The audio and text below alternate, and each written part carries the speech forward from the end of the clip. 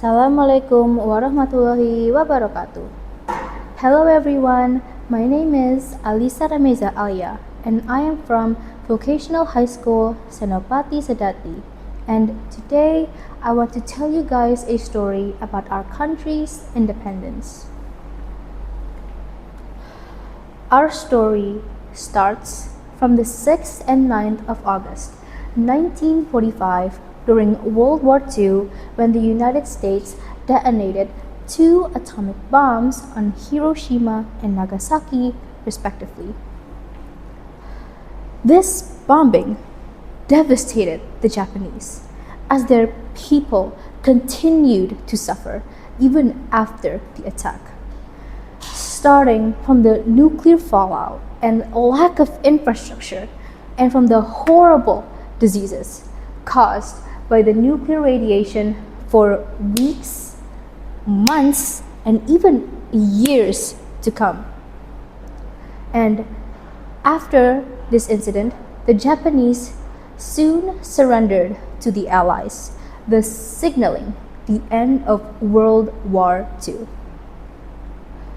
But even after this devastating tragedy, the Japanese were still very stubborn, and they tried their best to not let the Indonesians know about the news of their surrender to the Allies.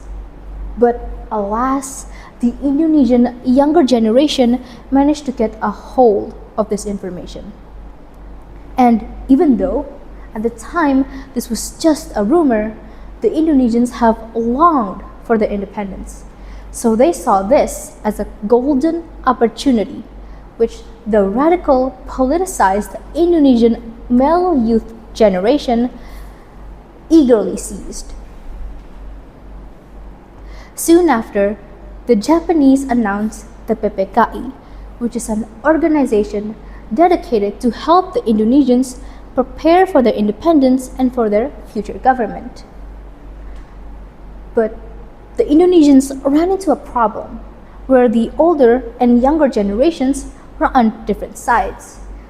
The older generations, like Sukarno and Hatta, sided with the PPKI, while the younger generations urged Sukarno and Hatta to proclaim the independence without the involvement of the PPKI, because they were afraid that their independence would be seen as something sponsored by the Japanese, and it wouldn't be taken as seriously by the Allies.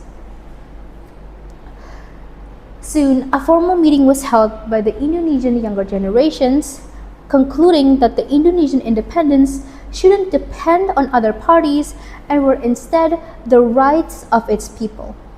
But even after proposing this idea to Sukarno and Hatta, they still insisted that the Indonesian independence should be carried out through the PPKI, thus leading us to the kidnapping of Rengas Dengklok, where the younger generations brought Sukarno and Hatta to Rengas Dengklok, trying to get them away from Jakarta and to distance themselves from the Japanese influence.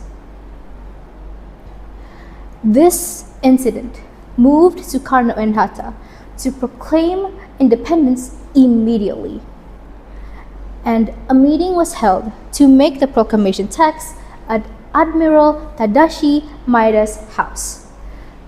There, Sukarno wrote the proclamation text, and Sayuti Melik typed it out with several changes. After the proclamation text was completed, a historic day for the Indonesian nation occurred. The Indonesian independence was marked by the reading of the proclamation text by Sukarno on August 17, 1945, where the reading was attended by all Indonesians. And as soon as the proclamation text was read by Sukarno, the news of the Indonesian independence spread throughout the entire country. And this was the story of how our ancestors claimed our country's independence from our colonizers. And to me, This story is my personal favorite because it is such a beautiful and inspiring story. But unfortunately, this brings us to the end of my story today. Thank you so much for listening. I hope you enjoyed it. Wassalamualaikum warahmatullahi wabarakatuh.